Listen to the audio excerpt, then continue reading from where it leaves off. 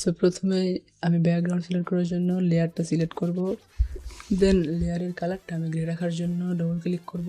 দেন এখানে ব্লেন্ড মোডে আসার পরে আমি এখান থেকে কালার ওভারলে অপশনে গিয়ে কালারটাকে আমি একটু গ্রে টাইপ সিলেক্ট করে নিব।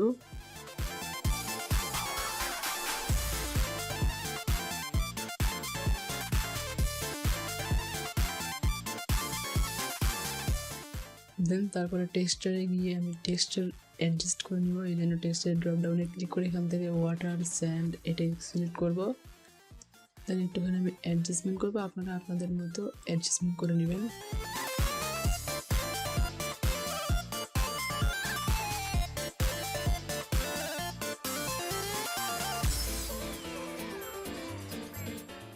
দেন আমি ওকে প্রেস করব। সো তারপরে আমি টেক্সট অ্যাড করার জন্য টেক্সটটাকে সিলেক্ট করব, অ্যান্ড দেন আমি এখান থেকে কালারটাকে একটুখানি ডার্ক রেড সিলেক্ট করে নিব অ্যান্ড ওকেতে হিট করব। অ্যান্ড তারপর আমি এখানে ক্লিক করে আমার প্রোডাক্টের নেমটা লিখে নেব। আপনারা সুন্দরভাবে নামটাকে লিখে নিয়ে আপনাদের মতো অ্যাডজাস্টমেন্ট করে নেবেন।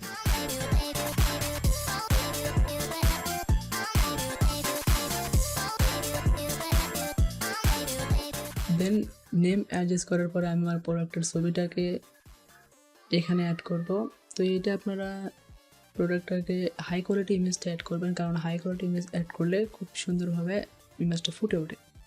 তারপর আমি কন্ট্রোল টি প্রেস করে এটাকে শিফট প্রেস করে অ্যাডজাস্ট করবেন। আমি যেরকমভাবে অ্যাডজাস্ট করতেছি, কারণ শিফট প্রেস না করলে আপনার ছবিটা নষ্ট হয়ে যেতে পারে। তো আপনারা অবশ্যই শিফট প্রেস করে তারপরে অ্যাডজাস্টটা করে নেবেন। তো আমিও তাই করলাম। তো আপনারা আপনাদের মতো করে অ্যাডজাস্ট করবেন এবং আপনার যত প্রয়োজনীয় এলিমেন্টসগুলো আছে সবগুলো আপনি এক এক করে পিএনজি আগে ডাউনলোড করে অ্যাড করে নেবেন। তো আপনারা এসব পিএনজি কোথা থেকে অ্যাড করবেন সেটার কোনো চাপ নেই, আমি আসি। আপনার ডিসক্রিপশনে লিঙ্ক পেয়ে যাবেন, সেখান থেকে আপনারা একটা 2 থেকে 3টে লিঙ্ক আমি দিয়ে দেবো, যেখান থেকে আপনারা চাইলে সহজে এই ধরনের পিএনজি ডাউনলোড করে নিতে পারবেন।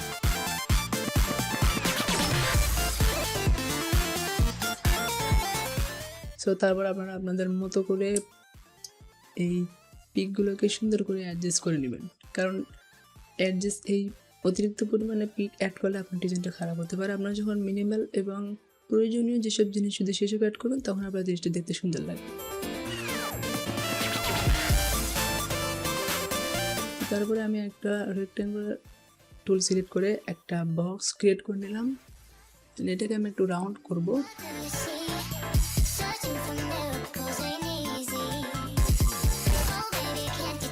রাউন্ড করার পরে এটাকে আমি একটু অ্যাডজাস্ট করে নিব, আপনাদের মতো করে আপনারা অ্যাডজাস্ট করে নেবেন। তো তারপর আমি টেক্সট লেয়ারটাকে সিলেক্ট করে আবার প্রয়োজনীয় টেক্সট অ্যাড করে নিব।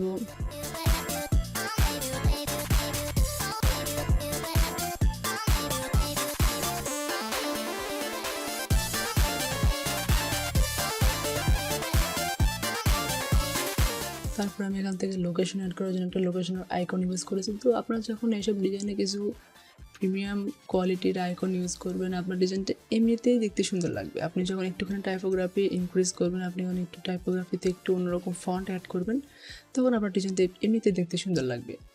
তো এখন আমি ডিজাইন আমার প্রায় সব এলিমেন্ট অ্যাড করা শেষ। তো এখন আমি এখানে ড্রপ শ্যাডো অ্যাড করব অ্যান্ড বাকি যেসব এফেক্টসের কাজ সেসব করব।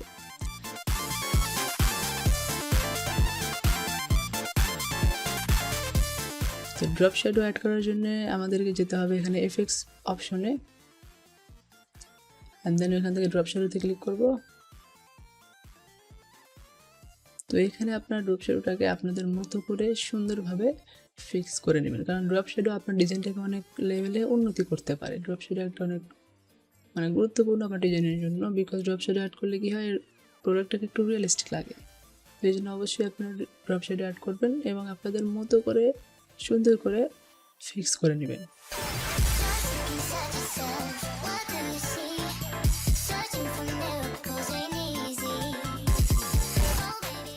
তো আমার অ্যাড করা শেষ, এখন আমি ওকে প্রেস করব। তো সেমভাবে আপনার যত প্রকার ডিজাইন আছে, যত প্রকার এখানে এলিমেন্ট আপনি যোগ করছেন, সবগুলোতে আপনি এখান থেকে ড্রপ শ্যাডোটা অ্যাড করে দিবেন। এক এক করে আপনি ড্রপ শ্যাডোগুলো অ্যাড করে দিবেন। সো আমি প্রসেসটাকে ফাস্ট করে দিচ্ছি যেন আপনাদের সময়টা বেঁচে যায়, আপনি ডিজাইনটা খুব তাড়াতাড়ি সুন্দরভাবে করতে পারেন।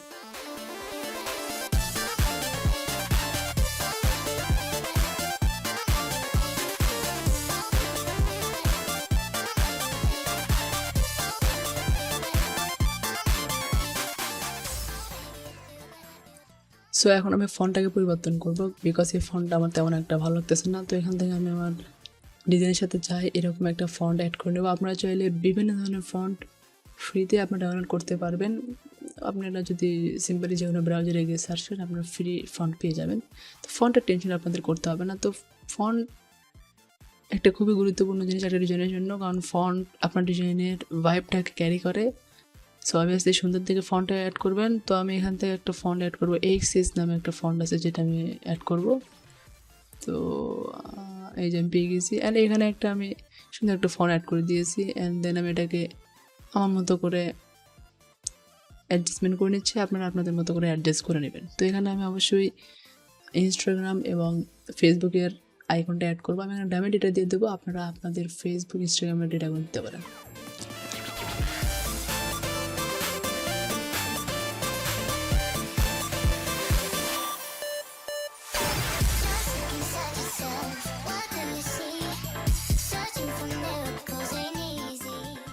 সো এখন আমি প্রাইসটা অ্যাড করার জন্য একটা রেক্ট্যাঙ্গুলার টুল নিয়ে একটা রেক্ট্যাঙ্গুলার বানিয়ে নিব। দেন এইটাকে আমি একটুখানি অ্যাডজাস্ট করে নেব, একটু রাউন্ড টাইপ করব। অ্যান্ড আমি এক সাইডে রাউন্ডটা একটু বেশি করব যেন দেখতে প্রিমিয়াম লাগে।